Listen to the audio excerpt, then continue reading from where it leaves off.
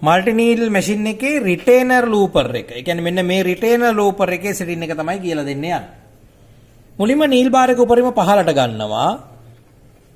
පහළට ගත්තට පස්සේ right සාමාන්‍යයෙන් අපි කියනවා රිටේනර් ලූපර් එක දැන් මෙහෙම තියෙන රිටේනර් ලූපර් එක මේ පැත්තටවත් මෙහෙම ඇල නැතුව හරි කෙලින් තියෙන ඉස්සෙල්ලා හදා ගන්න ඕන කියනවා.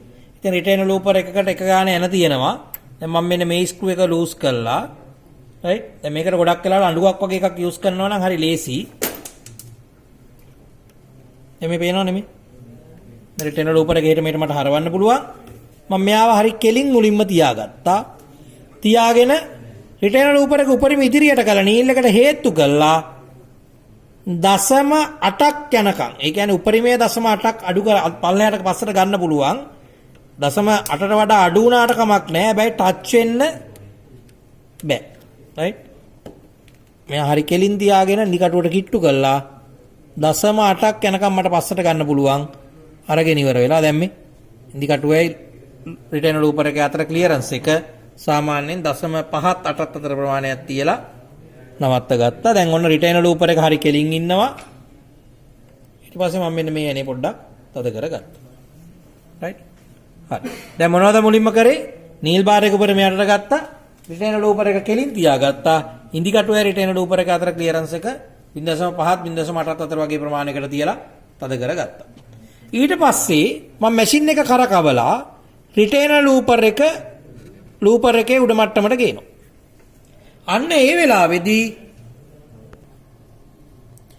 රිටේනර් ලූපර් එකයි ලූපරය අතර සාමාන්‍යයෙන් 0.1ක විතර ක්ලියරන්ස් එකක් තියෙන්න ඕන කියලා කියනවා. මොකද ලූපර් එකට වැටලා තියෙන නූල් ටිකට අතෑරිලා යන්න දැන් සාමාන්‍ය ලූපරේ මෙහෙම පිටිපස්සට යනකොට ගිහිල්ලා ආපහු ඒ ටිකට යන්න ඉඩ තියෙන්න ඕනේ. මේ අරන් එන නූල් ටික හිරවීමකින් තොරව ඇතු ඉස්සරහට ගෙනියන්න සහ නැවත පල්ලෙහාට ඇදිලා යන්න ඉඩ තියාගන්න ඕන. එතකොට ලූපර් එක උඩට මෙන්න මෙහෙම රිටේනර් ලූපර් එක ගෙනාවම මෙන්න මේ අතර ක්ලියරන්ස් එක 0.1ක් 2ක් අතර තියෙන්න ඕන. හැබැයි මේක තියද්දි පොඩි ගැටලු සහගත තත්වයන් එනවා. ඒකට හේතුව තමයි දැන් අපි තුමු රිටේනර් ලූපර් 4ක් භාවිතා වෙන්න ඕනනේ. මේ 4 සමහර වෙලාවට හරියට රිටේනර් ලූපර් එක කෙලින් කරාම රිටේනර් ලූපර් ඇද වෙලා තිබුණොත් අපිට ඒ උසහ දා ගන්න බැරි වෙනවා. හැබැයි අපිට මාරු කරන්නත් රිටේනර් ලූපර් නැත්තම් අපිට ලං කරන්න පුළුවන් උඩරිම එක ලං කරලා ඒ ගානට තියාගන්න එක තමයි ඊටම වැදගත් වෙන්නේ. සාමාන්‍යයෙන් ක්ලියරන්ස් එක මේන්ටේන් කරන තරමට හොඳයි. නැත්තම් අපිට ඉදිරියේදී ගැටලු කිහිපයකට මුහුණ පාන්න වෙනවා. දැන් අන්න ඒ ක්ලියරන්ස් එක හදනවා නම් මෙතන මෙන්න මේ 2.5 ඇලක් යන දෙක මේ විදිහට ලූස් කරගන්න ඕනේ. හැබැයි ගොඩක් ලූස් කරගන්න නැහැ. මම ටිකක් අත තදින් මෙයා උස් පහත් කරගන්න පුළුවන් ගන්නට මෙයාව ඔන්නෝම බුරුල් කරගත්තා. බුරුල් කරගෙන මම මේ ක්ලියරන්ස් එක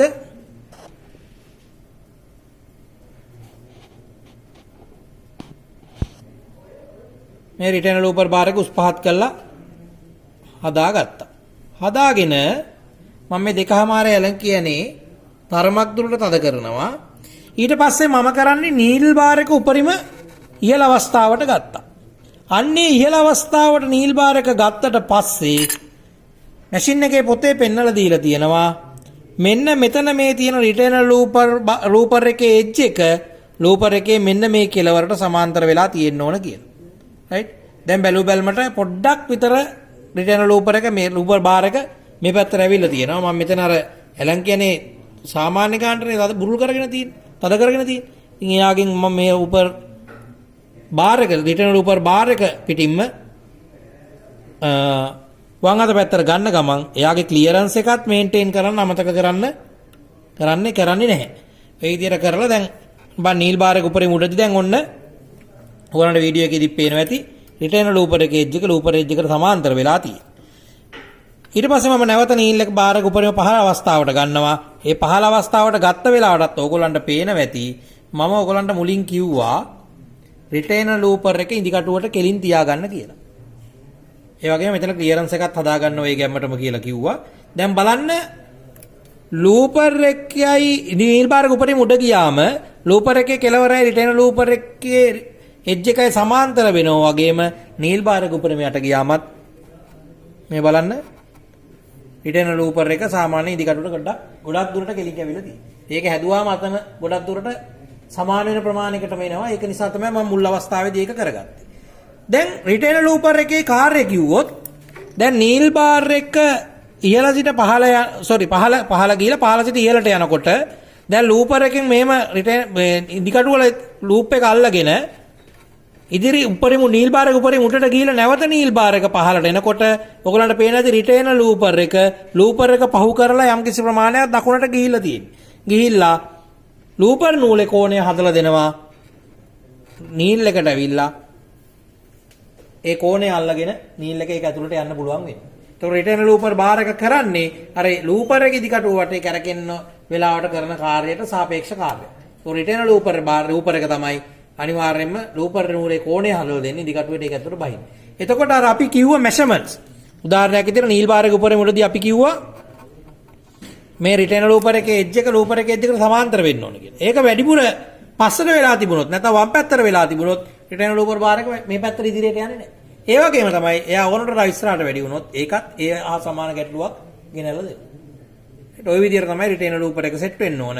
මම එකයි සෙට් කරලා බෙන්නුවා. ඒක රනින් ටික එහා සාපේක්ෂව හදා ගන්න ඕන. තවත් විශේෂ දෙයක් කියන්න ඕන සමහරලාට මෙන්න මේ කවය. ඕගොල්ලෝ ගන්න රිටේනර් ලූපර් වල අඩු වෙන්න පුළුවන්. ඒ අඩු වුණොත් නූල තල්ලු කරන එක අඩු වෙනවා. එතකොට ස්කිප් ස්ටිච් වෙන්න පුළුවන්. තව දෙයක් මම මතක් කරන්නම්. සමහර මැකැනික්ලා ස්කිප් එකක් වෙනකොට රිටේනර් ලූපර් එක ওই නීල් එක යට ගහගෙන මෙයා අපි ප්ලේට් එක ගලවන්න නැතුව ඉස්සරහට අදිනවා පස්සට අදිනවා. හැබැයි මෙයා වැඩිපුර ගිහලා නීල් එකට හේතු වුණොත් නීල් එකේ ලූප් ෆෝම් කරන්නේ නැහැ. මොකද නූල හිර වෙනවා රිටේනර් ලූපර් එක අතර. එතකොට ස්කිප් ස්ටිච් තවදුරටත් වැඩි වෙන්න පුළුවන්. ඒක නිසා ඒව පිළිබඳ සැලකිලිමත් වෙන්න. ওই විදිහට තමයි රිටේනර් ලූපර් බාර් එක බැලන්ස් කිරීම සහ රිටේනර් ලූපර් එකගේ ඇඩ්ජස්ට්මන්ට් එක සිදු කරගන්නේ.